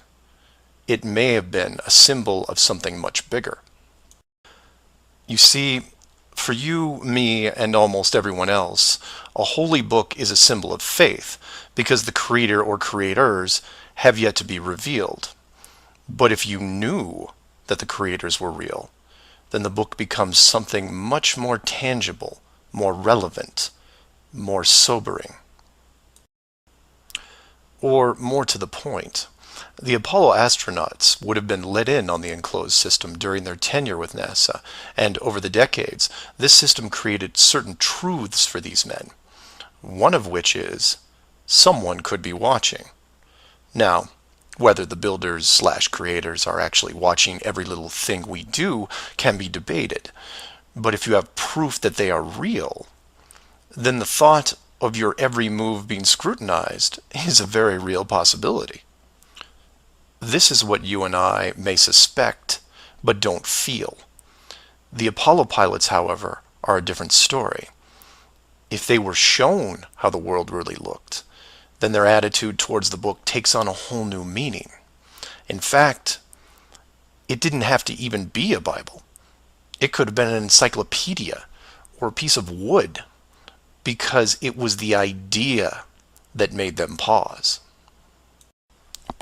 And if you're still not getting it, then I'll ask you directly. If you actually saw some of the creator's handiwork and knew that there was a chance you were being watched, and there was a scorecard involved, would you swear against that and lie about something? Would you roll those dice and take the chance? Or to put it another way, everyone has gotten frustrated about something, then looked up and cursed the sky. Would you still do that if you knew that a creator was up there and possibly listening? That's just one example of how knowledge of the enclosed system changes people. The astronauts didn't want to roll the dice and lie because there was a real fear of retribution. And while they were confident that a bolt of lightning wasn't going to strike them down, they also weren't going to push their luck. And we all take on the same approach in daily life. Everyone who drives has run a stoplight.